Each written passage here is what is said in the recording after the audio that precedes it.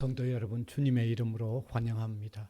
이제 함께 일어나셔서 마음과 뜻과 정성을 다하여 우리 하나님께 경배를 올려드리겠습니다.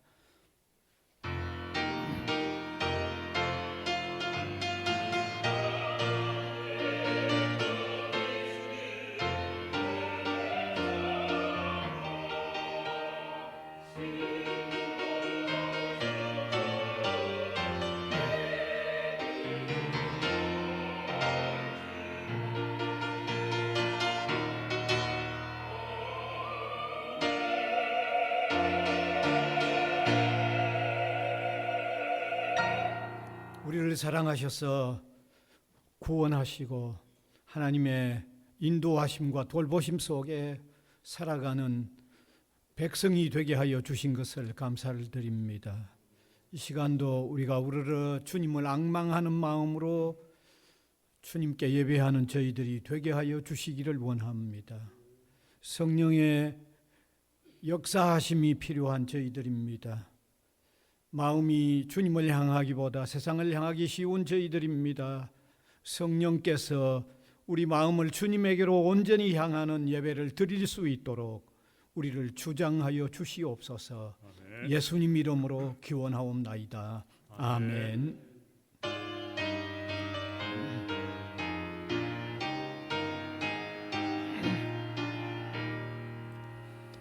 멸류관 보소서 주 앞에 드리세.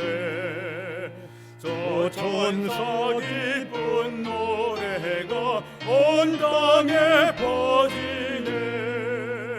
회원하게 여서 주 찬송하여라. 온 백성 되를 속하신 만왕의 왕일세.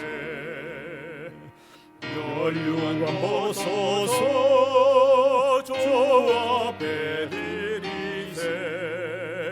그 손과 몸의 상처가 영광으로 빛나네.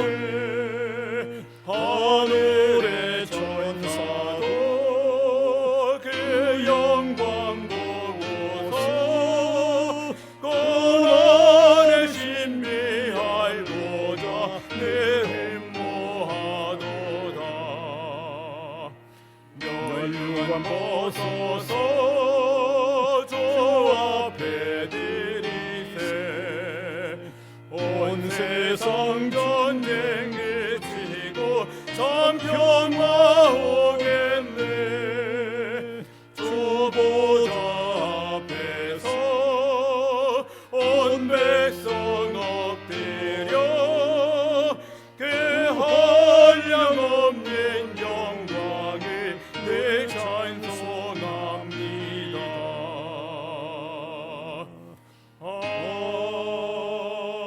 아멘.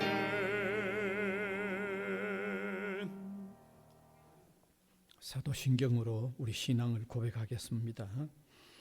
전능하사 천지를 만드신 하나님 아버지를 내가 믿사오며 그 외아들 우리 주 예수 그리스도를 믿사오니 이는 성령으로 잉태하사 동정녀 마리아에게 나시고 본디오 빌라도에게 고난을 받으사 십자가에 못 박혀 죽으시고 장사한 지 사흘 만에 죽은 자 가운데서 다시 살아나시며 하늘에 오르사 전능하신 하나님 우편에 앉아 계시다가 저리로서 산 자와 죽은 자를 심판하러 오시리라. 성령을 믿사오며 거룩한 공회와 성도가 서로 교통하는 것과 죄를 사하여 주시는 것과 몸이 다시 사는 것과 영원히 사는 것을 믿사옵나이다. 아멘. 앉으셔서 교동문 55번입니다. 여호와께서 집을 세우지 아니하시면 세우는 자의 수고가 헛되며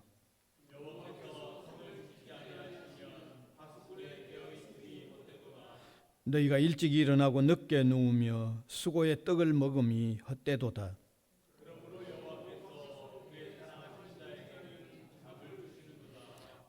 보라, 자식들은 여호와의 기업이요 젊은 자의 자식은 장사의 수중의 화살 같으니 그들이 성문에서 그들의 원수와 담판할 때에 수치를 당하지 아니하리로다. 아멘.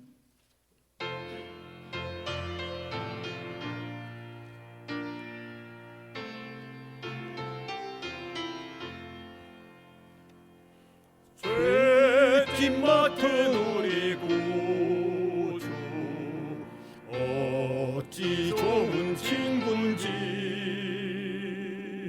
걱정 근심 무거운지 우리 주께 맡기세.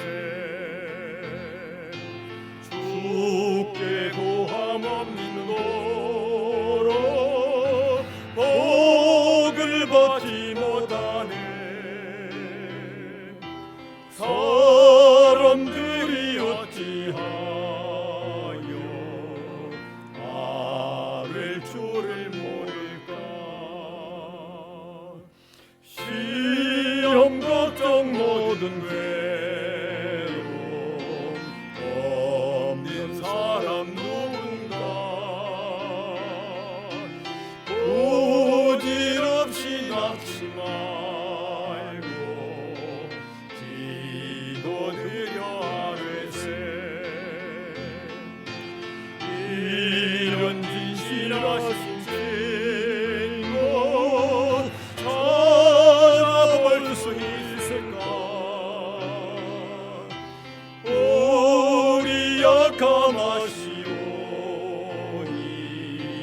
어찌 아니하릴까. 근심 걱정 무거운지 아니신 자 누군가. 비난 천원 우리 예수 주께 기도드리세. 세상 친구 멸시하고 너를 조롱하여도 예수 품에 안기어서 참된 위로 받겠네. 3절 다시 합니다. 근심 걱정 무거운 짐 아니신 자 누군가. 비난 천원 우리 예수 주께 기도드리세. 세상 친구 멸시하고 너를 조롱하여도 예수 품에 안기어서 참된 위로 받겠네. 아멘.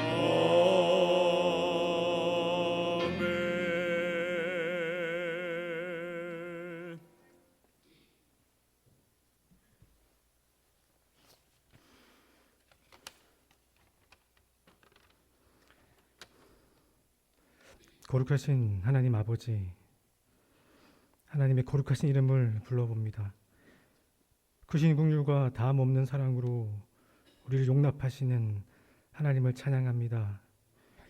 주의 현존의 자리에 우리를 불러 우리가 했던 말과 품었던 마음, 향하고 있는 삶의 방향을 돌아보게 하시니 감사합니다. 조용히 지난 날을 뒤돌아보니 주님께 용서만을 구할 뿐입니다. 가만히 죄 없이 십자가에 달리신 주님을 생각하니 주님 마음 헤아리지 못한 후회만 가득할 뿐입니다. 하나님의 어린 양, 주님 지신 십자가를 따르고 있는 줄 알았는데 문득 눈을 들어보니 어느새 힘있는 로마 병사 뒤를 따르고 있는 우리 모습에 흠칫 놀랍니다. 나만 아는 나의 숨겨진 모습을 주님 앞에 내어놓습니다. 직면하기 싫어서 외면해왔던 뒤틀리고 조각난 우리 실체를 주님께 바칩니다. 우리를 하나님이 살아계시다는 사실을 삶으로 넌지시 알려주는 사람, 어디에 있든지 주님을 높이며 일상을 예배로 드리는 사람, 뜨거운 기도와 눈물의 이유가 내가 아닌 이웃인 사람이 되게 하여 주옵소서. 제도로서의 교회는 번성하나 주의 마음을 알아 주의 손과 발이 되는 교회는 찾기 힘들고, 하나님을 속일 수 없기에 자신을 속이며 종교를 권력화하는 신자는 많으나 나는 날마다 죽노라 고백하며 날마다 살리시는 주님을 만나는 신자는 드문 이 시대에 흔들리며 걷더라도 물러나지 않고 어영부영 살지 않는 우리를 되게 하여 주옵소서. 나의 주님, 나의 사랑, 나의 하나님, 오늘은 세월호 아이들이 깊은 주님 품에 안긴 지 9주기가 되는 날입니다. 세월호 이야기가 지겹다고 그만하라는 돌덩이 같은 비아냥이 다시 들립니다. 자녀를 잃은 부모의 마음을 하나님이 가장 잘 아시지요. 우는 자와 함께 울겠습니다. 100마디 그럴듯한 위로가 아닌 진실된 눈물 한 바가지를 쏟겠습니다. 한 생명이 천하보다 귀하다는 말을 미사역으로만 사용하지 않겠습니다. 사람을 돈으로 환원하여 계산하고 사람의 숫자를 자신을 과시하는 병풍처럼 사용하는 이 사회의 만연한 행태가 주의 성전이 우리 마음에 조금도 거하지 않도록 주의 보혈로 지켜 주옵소서. 주가 내 안에, 내가 주 안에, 내가 주 안에, 주가 내 안에. 하나님과의 가슴 떨린 하나됨을 많은 재물보다 육신의 평안보다 더 원하오니 우리의 소원을 들어 주옵소서. 사망의 음침한 골짜기에서부터 세상의 모든 것을 준다고 시험하는 자리까지 우리와 동행하여 주옵소서. 이 시간 주님께 예배드립니다. 우리의 시간을 드리고 물질을 드리고 마음을 드립니다. 우리의 아픔을 드리고 우리의 기쁨을 드리고 우리의 삶을 믿음으로 드립니다. 주님 받아 주옵소서. 예수님의 이름으로 기도합니다. 아멘.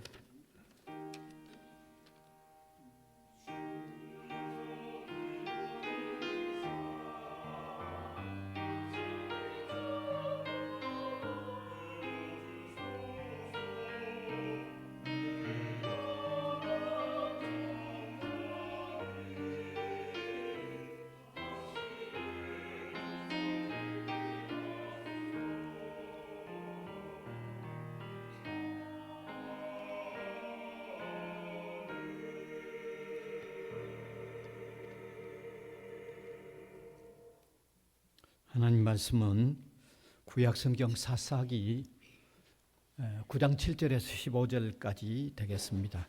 구약성경 사사기 9장 7절에서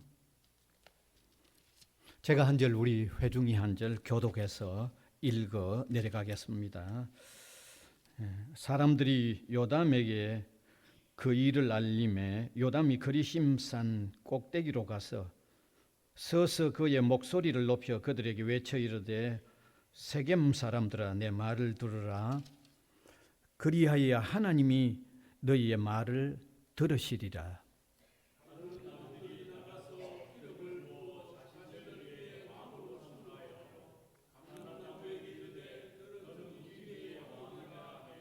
감람나무가 그들에게 이르되 내게 있는 나의 기름은 하나님과 사람을 영화롭게 하나니 내가 어찌 그것을 버리고 가서 나무들 위에 우쭐대리요 한지라.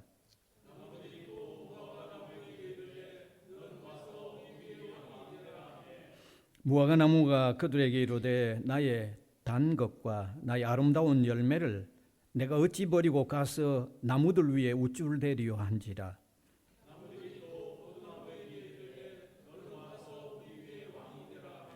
포도나무가 그들에게 이르매 하나님과 사람을 기쁘게 하는 내 포도주를 내가 어찌 버리고 가서 나무들 위에 우쭐대리요 한지라.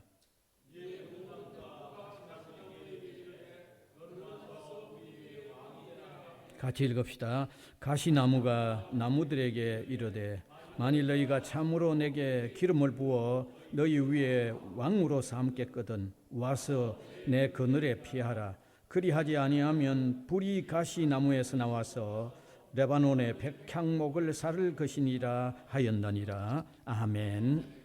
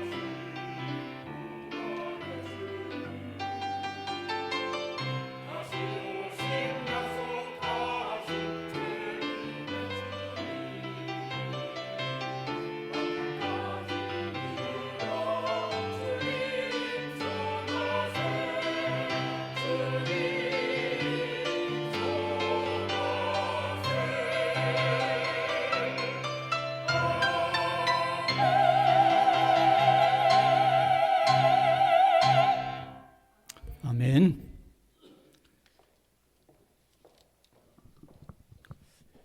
오늘 아침에 우리는 사사기 성경 한 부분을 읽었습니다. 이 사사기 성경은 이스라엘 역사 가운데 사사라는 사람들이 등장하여 활동했던 내용을 기록한 성경이 사사기입니다. 그러면 언제 이 사람들이 활동을 했는가 하면 이스라엘 백성들이 430년간 이집트에서 종생활하는 가운데 한 큰 민족이 이루어졌고 하나님은 모세를 인도자로 세워서 해방을 받게 했습니다. 그래서 약속의 땅 가나안 땅으로 모세가 인도해 가는데 한 40여 년 세월이 걸렸죠. 그리고 모세가 죽고 여호수아의 인도로 약속의 땅 가나안에 들어갔습니다. 그래서 여호수아의 주도 아래서 그 12지파가 땅을 분배하고 이제 정착을 시작을 했습니다. 그런데 그때만 하더라도 이스라엘에 아직 왕이 없었습니다. 왕정의 시대가 아니었습니다. 그 시대를 가르쳐서 이제 신정국이라고 표현하죠. 신정국이란 하나님께서 통치하는 그런 정치 형태를 신정국이라고 그렇게 말합니다. 이제 그런 세월이 조금 흐르는 사이에 이스라엘 백성들이 영적으로 아주 혼란한 시기를 보내는 거죠. 그게 한 350년간 그런 시기가 생겨납니다. 그 350년간 영적인 이 암흑 시기를 아주 잘 표현해 주는 그 성경 구절 하나 제가 된다고 하면 사사기 17장 6절입니다. 띄워주시면 바로 알 수 있습니다. 한번 같이 읽읍시다. 시작. 그때에는 이스라엘에 왕이 없었으므로 사람마다 자기 소견에 옳은 대로 행하였느니라. 아직 왕이 세워지기 전이었는데 하나님의 말씀에 잘 순종해 하나님을 따랐을 때는 문제가 없었는데 이제 하나님에게 등을 돌리고 불순종하는 이런 상태가 되니까 영적인 혼란기를 맞이한 거죠.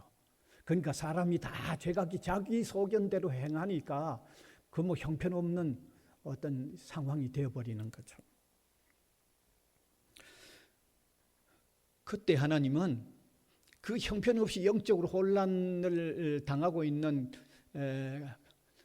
그 이스라엘에게 주변에 있는 좀 강대국이나 혹은 강한 족속들을 일으켜서 이스라엘을 징계합니다.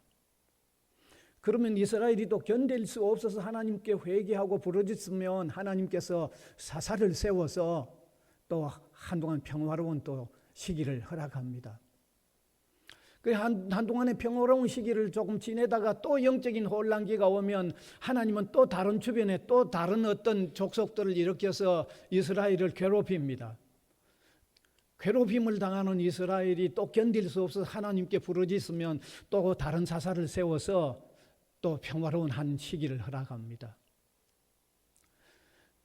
그런 경향이 계속되어져서 사사 12명의 사사가 등장을 합니다. 그 기간은 350년 동안 그런 시기를 보내면서 12명의 사사가 등장을 해서 역할을 하죠. 그 12명의 사사를 한번 띄워주시면 저기 나옵니다. 온니엘, 에훗, 삼갈, 드보라, 기드온, 돌라, 야일, 입다, 입산, 엘론, 압돈, 삼손. 자, 그리고 이스라엘이 혼란할 때마다 주변에서 이스라엘을 괴롭혔던 나라들이나 또 족속들도 보면 여러 족속입니다. 띄워주시면 메소포타미아, 모압, 블레셋, 가나안, 미디안, 암몬 등등 이런 나라들이 그 350년간 때때로 이스라엘을 괴롭혔던 저런 족속들입니다. 그래서 그 시대마다 부르짖을 때마다 하나님께서 세워주신 사람들이 사사인데 어떤 역할을 했는가 하면 정치, 군사의 리더 역할도 하면서 동시에 종교적인 리더 역할도 했습니다. 그래서 그 사람들 이름을 사사라고 부른 겁니다. 사사라고.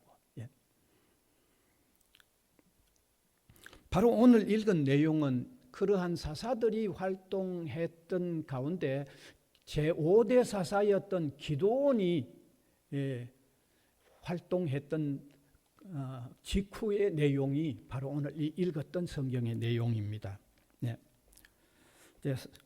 5대 사사였던 이 기드온은 정말 큰 역할을 했죠. 주변에 있는 강대국 미디안이 쳐들어와서 7년 동안 이스라엘을 괴롭힐 때 이 기드온 사사가 등장해서 한 40년간의 평화로운 시기를 보내게 했던 사사가 기드온입니다. 그리고는 기드온이 죽었어요. 그런데 기드온이 죽고 나서 그 아들들로 통하여 일어났던 엄청난 혼란의 내용이 오늘 바로 이 기록입니다. 이 기드온에게는 아들들이 70명이 넘는 아들들이 있었어요. 물론 뭐 한 여인에게서 난 아들들은 아니죠. 여러 많은 여인들로부터 난 아들들입니다. 그런데 그 아들들 가운데 하나가 아비멜렉이라는 사람이었어요. 그런데 이 아비멜렉이 그의 형제 70명을 다 한꺼번에 죽여버립니다. 무슨 뭐 잔치한다고 불러 모아가지고는 참 끔찍한 일이죠. 70명을 다 죽여버려요. 그리고는 자기가 스스로 통치자 행세를 하는 거죠. 물론 그 아비멜렉을 통치자 행세하도록 해준 세겜 사람들이 또 있습니다. 물론 뭐 자기 혼자서 그 일은 안 되잖아요. 자기가 통치자 행세를 하려고 하면 또 거기 이렇게 추앙해주거나 뭐 이렇게 추스려주는 사람들이 있는데 그 사람들이 세겜 사람들입니다. 자, 70명 아들이 형제가 아비멜렉에게 전멸을 당했는데 그 중에 다른 한 아들이 남아 있었어요. 다른 한 아들의 이름이 뭔가 하면 요담입니다. 요담이라는 형제가 하나 남아 있었어요. 바로 오늘 읽었던 이 내용은 그 하나 남아 있었던 형제, 70명 넘는 아들 가운데 한 아들 요담이 그리심 산 꼭대기에 올라가서 아비멜렉을 왕 행세하도록 이렇게 죽여주었던 세겜 사람들을 향해서 외치는 내용이 바로 오늘 읽은 이 내용입니다. 쉽게 말하면 아비멜렉, 그러니까 인간 같지 않는 인간이라는 것을 외쳐주기 위한 하나의 외침이죠. 그걸 나무의 비유를 들어서 지금 외쳐주고 있는 겁니다. 그래서 그가 외친 내용이 어떤 내용인가 하면 이런 내용입니다. 하루는 나무들이 감람나무에게 찾아가서 우리 왕이 돼달라고 하니까 감람나무가 거절을 했다는 거죠. 그러니까 다시 또 나무들이 무화나무를 찾아가서 우리 왕이 돼달라고 하니까 또 거절했어요. 세 번째 나무들이 포도나무를 찾아가서 우리 왕이 되어 달라고 했을 때 또 거절했다는 겁니다. 하나같이 다 거절해 버렸어요. 거절한 내용이 거기 보면 나옵니다. 감람나무가 거절하는 내용은 9절에 나옵니다. 한번 띄워서 참고해 주시면 좋겠습니다. 9절. 감람나무가 그들에게 이르되 내게 있는 나의 기름은 하나님과 사람을 영화롭게 하나니 내가 어찌 그것을 버리고 가서 나무 위에 우쭐대리요 한지라. 싫다고 거절했다는 내용이죠. 감람나무가. 그 다음에 또 11절에 가면 무화과나무가 거절하는 이유가 나옵니다. 같이 한번 읽읍시다. 시작. 무화과나무가 그들에게 이르되 나의 단 것과 나의 아름다운 열매를 내가 어찌 버리고 가서 나무들 위에 우쭐대리요 한지라. 그 다음 마지막 세 번째는 포도나무에게 찾아가서 우리 왕이 돼달라고 하니까 13절에 거절하는 내용이 나오는데 역시 같이 읽읍시다. 시작. 포도나무가 그들에게 이르되 하나님과 사람을 기쁘게 하는 내 포도주를 내가 어찌 버리고 가서 나무들 위에 우쭐대리요 한지라 그랬습니다. 자, 이렇게 찾아가서 하나하나 요청을 했는데도 이 나무 세 종류가 감람나무, 무화과나무, 포도나무가 하나같이 다 거절을 하는 거죠. 그러니까 이 나무들이 누구를 찾아갔는가 하면 가시나무를 찾아간 거죠. 가시나무를 찾아갔다는 겁니다. 그게 가시나무를 찾아가니까 가시나무는 뭐 망설임도 없이 주저함도 없이 그냥 왕이 되겠다는 거예요. 15절을 읽으면 나옵니다. 같이 읽읍시다. 시작. 가시나무가 나무들에게 이르되 너희가 참으로 내게 기름을 부어 너희 위에 왕으로 삼겠거든 와서 내 그늘에 피하라. 그리하지 아니하면 불이 가시나무에서 나와서 레바논의 백향옥을 사를 것이니라 하였느니라. 가시나무는 거침없습니다. 전혀 거절할 줄도 몰랐습니다. 체면상으로도 거절을 한 번도 안 했어요. 그냥 기다렸다는 듯이 그래 내 왕 삼아라. 기름 부어서 그 당시는 기름을 부어서 왕 선지자 제사장을 세웠으니까 기름 부어서 왕 삼으라는 겁니다. 아주 풍자적인 의미가 담겨 있는 거죠. 여러분 요담이 세겜 사람들에게 이러한 비유를 외친 것은 아비멜렉이라는 인간은 통치자다운 인간 아니라는 것을 밝혀주기 위한 거예요. 형제를 아주 이유도 없이 형제를 70명이나 그렇게 죽인 그 인간, 그게 왕이 돼서 되겠느냐 하는 얘기죠. 그 말을 하려고 하는 거예요. 이 아비멜렉은 감람나무나 무화과나무나 포도나무와 같은 인간은 아니라는 거죠. 이 아비멜렉은 가시나무와 같은 인간이라는 것을 지금 외쳐주는 거예요. 그거 지금 외쳐주고 있는 거예요. 그거 좀 깨달아라는 거예요. 그거.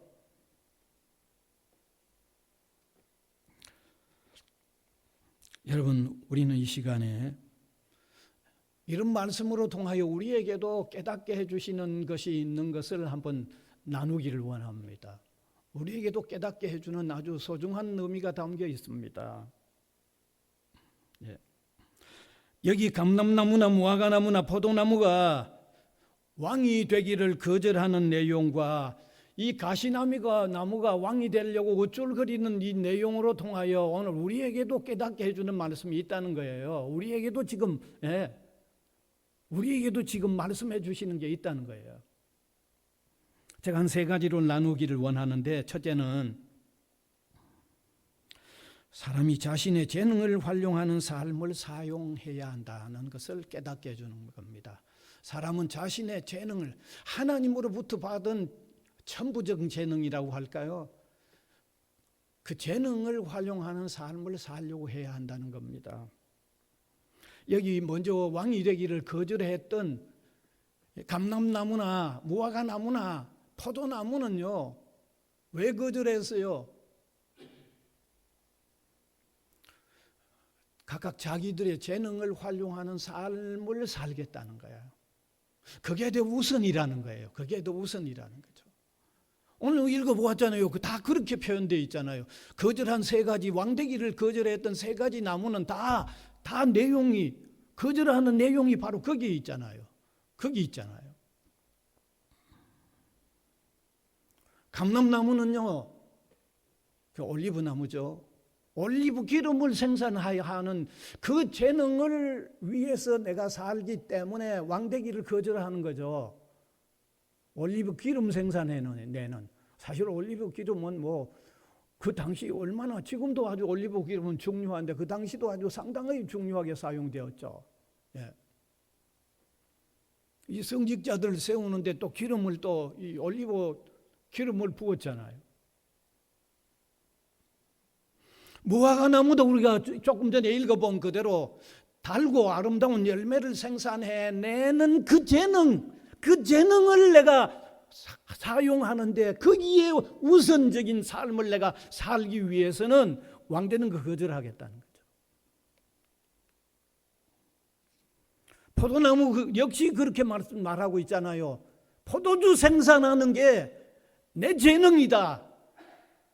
내가 그 재능을 활용하는 삶을 사는데 우선적으로 살기 위해서 내가 왕되는 거 거절한다고 얘기했잖아요. 그래서 그들은 하나같이 자기 재능을 위한 삶에 우선권을 두는 삶이었기 때문에 왕되기를 거절한 거예요. 정말 중요한 이유에서 왕되는 걸 거절했어요. 정말 중요한 이유입니다. 여러분, 사람들은요, 우리 기독신자는 더더욱 하죠. 더 그렇죠. 자신이 태어나면서 하나님으로부터 주어진 재능을 발견하면서, 그거 발견하고 그거 깨닫는 게 참 중요해요. 하나님이 그냥 세상에 내 그냥 보낸 게 아니잖아요. 뭔가 일하기 위해서 거기에 맞는 재능을 하나님은 내게 주셨는데, 그 하나님의 재능을 발견하고 깨달으면서 그 재능을 따라 살려고 하는 일은, 이건 정말 중요합니다. 어마어마하게 중요합니다. 성경에도 보면 하나님께서 각각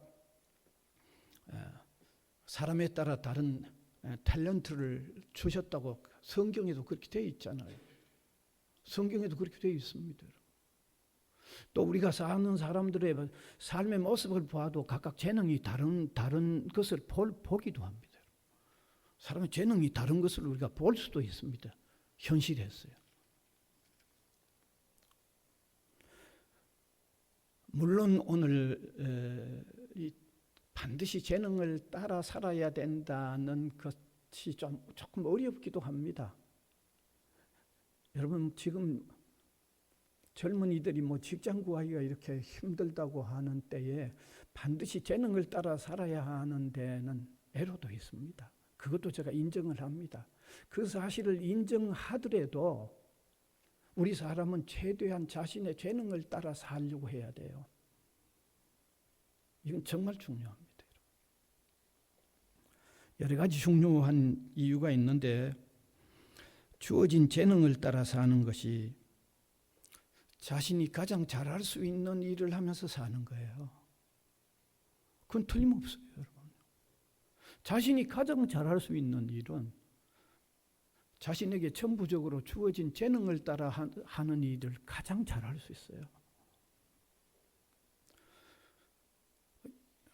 그림을 그리는 재능을 가진 사람은요, 그림을 가장 잘 그릴 수 있어요. 그렇잖아요. 음악적인 재능이 있는 사람은요, 그 사람 음악을 가장 잘할 수 있어요. 그림이나 음악뿐만 아니라 다른 모든 분야에 다 그렇습니다. 자기가 받은 재능대로 하는 것이 그 일을 가장 잘할 수 있습니다. 그럼 얼마나 중요합니까, 여러분? 너무 중요하죠, 그럼. 또 주어진 재능을 따라서 알면요, 가장 성과 있는 일을 하는 거죠. 재능에 따라 일한다는 말은 자기가 가장 잘할 수 있는 일을 한다는 것이기 때문에 성과도 가장 있는 거죠. 여러분, 성과도 가장 성과가 있는 일을 할 수 있는 거죠. 뿐만 아니라 주어진 재능을 따라 사는 삶은요, 가장 만족하고 가장 보람되기도 합니다. 왜냐하면 재능을 따라 사는 삶이란 자신에게 맞는 일을 하는 거고 자신이 요구하는 것, 자기가 원하는, 자기가 요구하는 일을 하는 거예요. 그리고 가장 잘할 수 있어서 가장 효과를 나타내는 삶을 산다고 하면 그건 자연스럽게 가장 만족스럽고 보람되죠. 그렇잖아요. 그래서 지난날 박윤선 목사님이 이 부분에 성경 주석을 하면서 이런 말씀을 하셨어요. 한번 띄워주시면 좋겠네요. 같이 한번 읽읍시다. 시작. 사람이 만일 자기의 천직이 무엇인지 모르고 딴 길을 가면 일도 잘 안 되고 그 일을 하는 가운데 기쁨도 없으며 따라서 그 일의 열매도 제대로 없다. 참 길게 얘기 안 하셨는데 짧으면서도 정말 의미가 있는 말씀을 하신 것 같아요.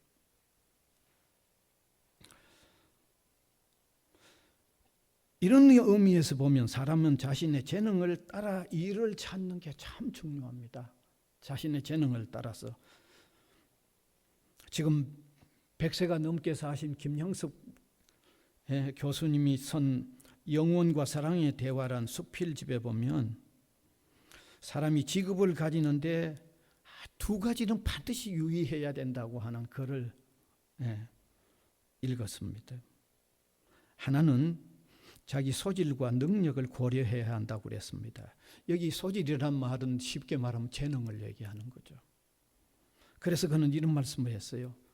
한번 띄워주면 좋겠습니다. 같이 읽읍시다. 자기의 소질과 능력과 어긋나는 것은 일생을 행복과 성공으로 이끄는 것을 방해한다고 그랬습니다. 일생에 영향을 미친다는 거죠. 따르느냐, 자기 어떤 재능을 따르느냐 못 따르느냐에 따라서 일생의 관계가 있다는 얘기입니다. 그 다음에 두 번째는 직업 선택에서 무조건 높은 위치를 취하려고 하지 말라고 얘기하고 있어요. 무조건 높은 위치. 지금의 현재의 자기 능력에 맞는 것을 취하라고 말하고 있습니다. 자기 능력을 너무 뛰어넘는 엄청난 위치를 취하지 말라고 되어 있습니다. 그런데 그 이유도 얘기하고 있어요. 지금 현재 자기 능력보다 엄청나게 높은 어떤 위치를 받아 놓으면 지금 현재 자기가 늘 항상 누가 보더라도 자기가 자기를 보더라도 무능력하던 평받고 자기가 자기를 보아도 이게 그걸 감당할 수 없으니까 무능력한 자기를 보게 된다는 거죠. 그러면 그 사람은 삶에 있어서 향상이 있을 수 없다는 거죠. 무능력한 상태가 평가되어지면 그것은 내려갈 수밖에 없다는 거예요. 그러나 자기의 능력에 지금 맞도록 선정하면 그것은 가장 잘 또 이렇게 해낼 수 있기 때문에 또 어떤 성과를 내고 자기 자신에게도 어떤 자신감을 가져서 상향할 수 있다는 거죠. 참 상당히 의미가 있다고 저는 생각을 합니다. 따라서 우리 신자들도 하나님께서 자신에게 주신 재능을 좀 바르게 발견하면서 하나님으로부터 받은 재능을 펼치는 삶을 사는데 좀 우선적인 관심을 두고 사는 게 중요하다는 것을 깨달으면 좋겠습니다. 그래서 우리 여기 자라나는 우리 학생들 가운데는 아직 자기 재능이 충분히 아주 깨달아지지 않는 사람들은 참 기도해 가면서 하나님 내게 주신 재능이 뭔지를 기도해 가면서 정말 재능을 펼치는 삶에 좀 우선적 관심을 두고 사는 이게 반드시 필요하다는 것을 한번 깨달았으면 좋겠습니다. 그 다음에 두 번째, 사람은 자기 재능을 통하여 하나님과 사람을 기쁘게 하는 삶을 살려고 해야 된다는 거죠. 자기 재능을 통해서 좀 다른 사람들을 좀 유익하게 하고 다른 사람들 좀 기쁘게 하고 하나님께 좀 영광이 되려는 이런 관심에서 재능을 좀 활용하라는 거예요. 오늘 여기 왕되기를 거절했던 세 가지 나무가 바로 그 두 번째 나타난 특징이 바로 그거예요. 첫 번째는 재능대로 살겠다는 거고 두 번째는 재능을 활용하되 하나님과 사람을 기쁘게 하는 재능을 내가 펼치겠다고 했던 게 이 세 종류의 나무였어요. 왕되기를 거절했던 세 종류의 나무였어요. 감람나무가 뭐라고 그랬습니까? 나의 기름은 하나님과 사람을 영화롭게 하노니. 포도나무가 뭐라고 그랬어요? 하나님과 사람을 기쁘게 하는 내 포도주는. 그러니까 그냥 재능을 활용하는 거기만 멈춘 게 아니고 재능을 활용하되 하나님과 사람을 기쁘게 하고 하나님께 영광이 되는 쪽으로 활용하겠다고 하는 게 이 세 나무의 분명한 특징이죠. 명확한 특징이죠.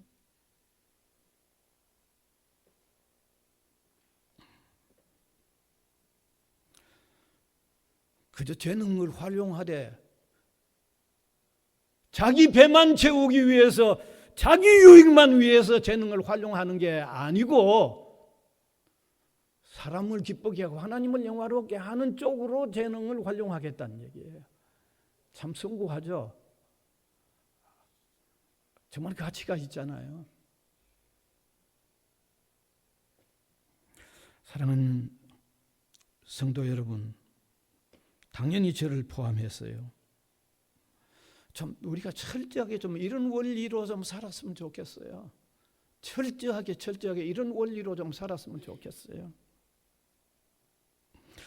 우리 신앙의 사람들이 이러한 원리를 따르는 삶을 살 때 좀 불필요한 헛된 욕망에 빠져가지고 허우적거리지 않게 되죠.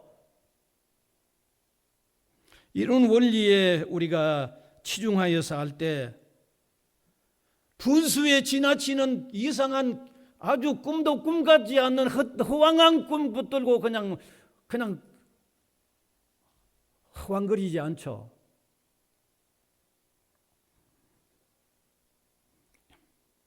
헛된 화려함에 휘감겨서 우쭐거리거나 끙뚱거리지 않죠. 예. 재능을 발견하되 오직 자기만을 생각하는 인간은요, 예? 자기 영화를 구하기 때문에 허황된 꿈도 꿈 같지 않는 허황된 꿈에 그냥 휩싸여 가지고 끙뚱거리고 우쭐거리고 그렇게 되는 거예요.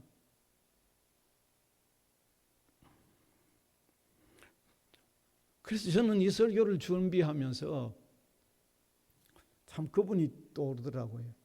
한동대 초대 총장이셨던 김영길 박사님. 그분 간단한 말인데 너무 책도 그 주제로 책도 썼죠. 공부해서 남 주자는 얘기했잖아요. 얘기가 얼마나 간단합니까? 그 책도 나왔잖아요. 사랑하는 성도 여러분, 우리 기독 학생들은요, 우리 학생들대로 좀 이런 생각들 가지고 열심히 공부하고, 그랬으면 참 좋겠습니다. 저와 여러분, 우리 성도들도 조금이나마 이런 어떤 마음들을 가지고, 살아갔으면 참 좋겠어요. 이게 성경에서 말하는 기독 신자가 빛과 소금의 역할을 조금이라도 해내는 삶이 아닐까요? 마지막 세 번째입니다. 자신의 명예나 권세를 위하여 우쭐대는 삶을 살려고 해서는 안 된다는 것을 오늘 세 번째 우리에게 가르쳐주고 있습니다. 본문에 등장하는 나무들 가운데 마지막 가시나무와 같이 되어서는 안 된다는 겁니다.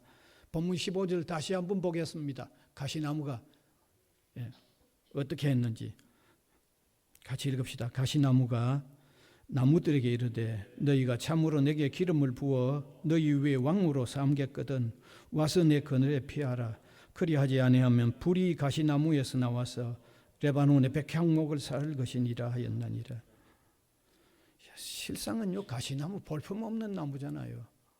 가시나무는 나무축에 끼워주지도 않습니다, 여러분. 가시나무 열매도 없습니다.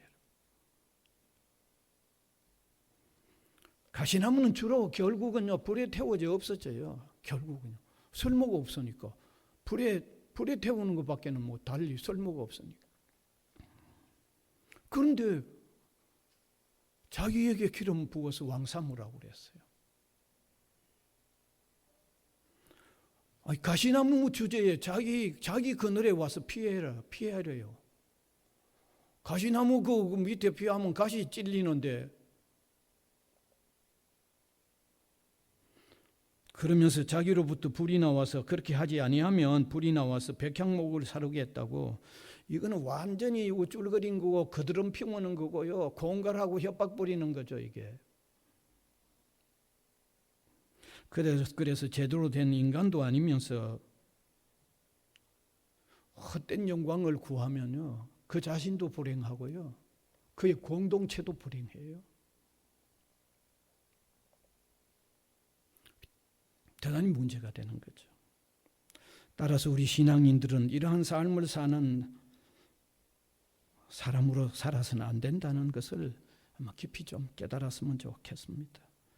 혹시 이 시간에 이 내용을 우리 각자에게 한번 적용시켜서 내가 이 가시나무 같이 어떤 신앙적이 아닌 헛된 내 욕망이나 내 욕심을 채우는 어떤 이런 허황된 꿈을 가지고 있지 않는지 한번 돌아보면서 빨리 수정했으면 좋겠어요.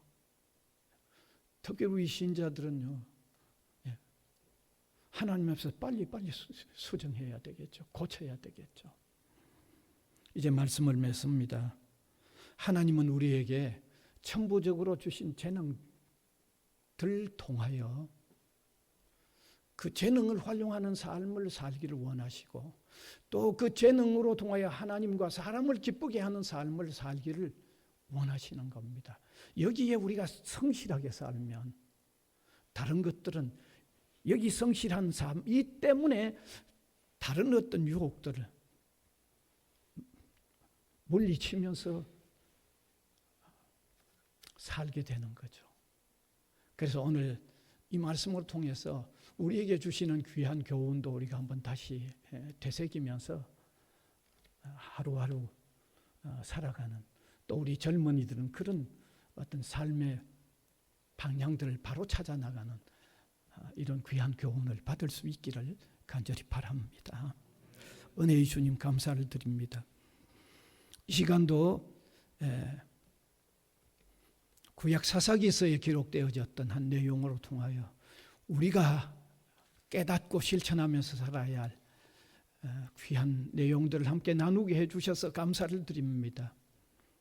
우리를 돌아보는 잣대가 되게 하여 주시고 우리가 걸어나가야 한 삶의 바른 방향을 제대로 깨닫는 귀한 시간 되도록 인도하여 주시옵소서.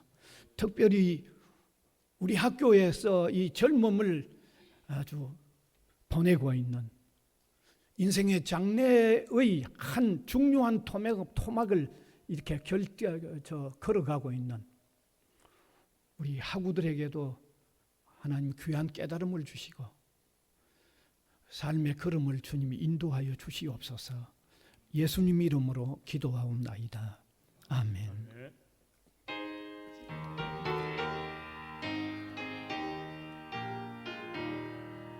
영광을 받으실 만우의 주여 우리가 명령에 따르리라.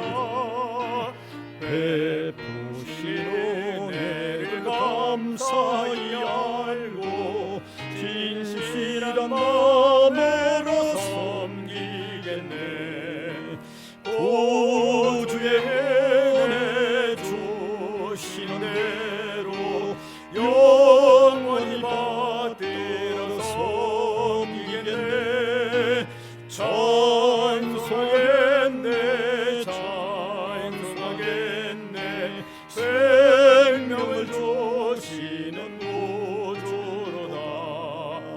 구주를 높이고 잘 공경하여 온유한 마음으로 섬기리라. 주 예수 안에서 즐거워하며 충성을 다하여 섬기겠네. 구주의 은혜 주신 대로 영원히 받들어 섬기겠네. 찬송하겠네 찬송하겠네. 생명을 주시는 구주로다. 예수를 믿고서 내 사랑하여 참 기쁜 마음으로 섬기리라. 온 마음을 드리고 늘 순종하며 구주를 영원히 섬기겠네. 구주의 은혜 주시는 대로 영원히 받들어 섬기겠네. 찬송하겠네 찬송하겠네. 생명을 주시는 구주로다.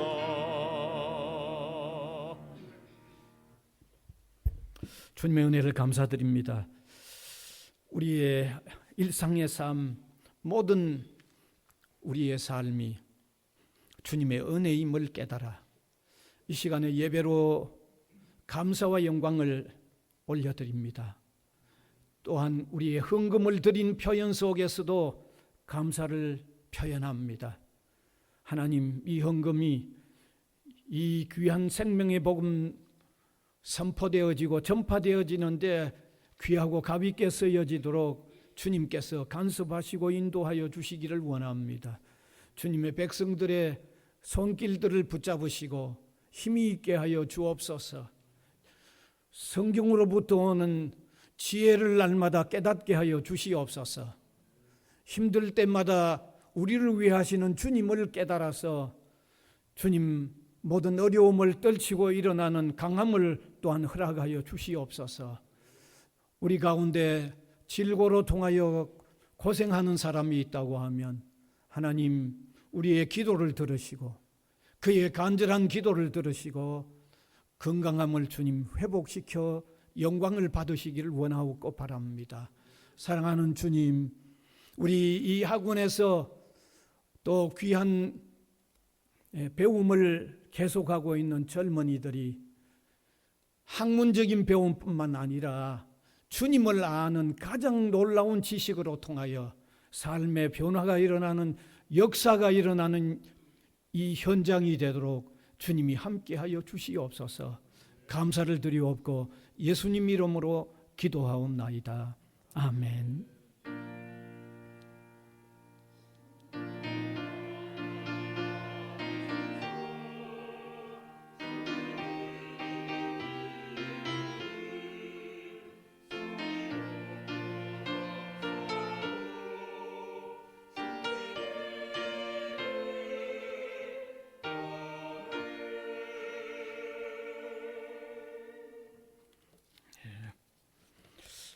혹시 우리 강이세 학생,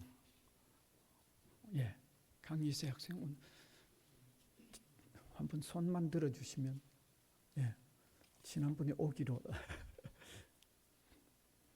정명진 우리 하고도 있는데, 등록 이거 적기만 하고 오늘 안 보이네요. 지난주에는 왔는데 그렇습니까? 또 다음에 다시 한번 확인하겠습니다. 그러면 광고 시간입니다. 오늘 광고는 특별한 게 없고요. 수요 예배는 그대로 4시 30분이고 오늘 점심 식사 후 1시부터는 두선교회 정기 원례회 모임입니다. 어떤 활동을 할지 구체적인 계획을 세워서 매달 시행하는 그런 모임이 되겠습니다. 점심은 식권 받아가셔서 기숙사 식당에서 드시면 되겠습니다. 광고 이상입니다. 다 같이 일어나셔서 헌금 광고 지나갔죠. 635장 찬송.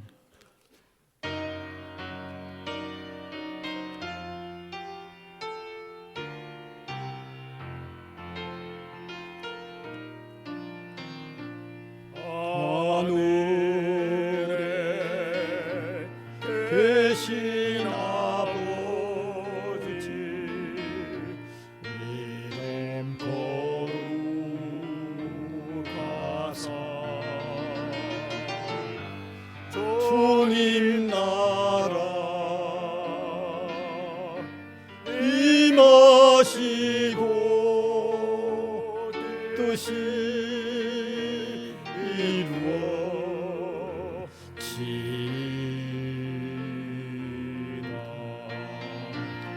일용할 양식 주시고 우리들의 큰 죄 다 용서하옵시고 또 시험에 들게 마시고 악에서 떠나소서. 되게 주의 나라 주의 권세 주의 영광 영원히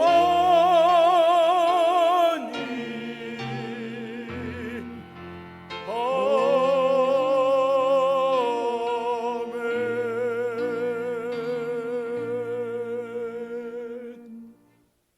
우리 구주 예수 그리스도의 은혜와 하나님 아버지의 무한하신 사랑하심과 성령님의 감화 감동 교통에 나가시는 역사가 예배로 영광을 올려드리는 주님의 백성들 한 사람 한 사람 위에와 복음을 위하여 세워진 이 기관 위에 항상 함께 있을지어다.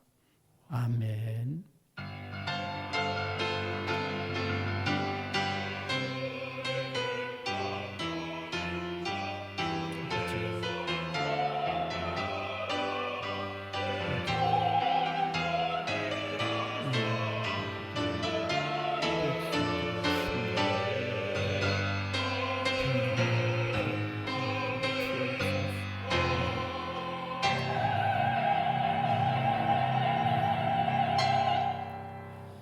스바냐 3장 17절 패회송입니다.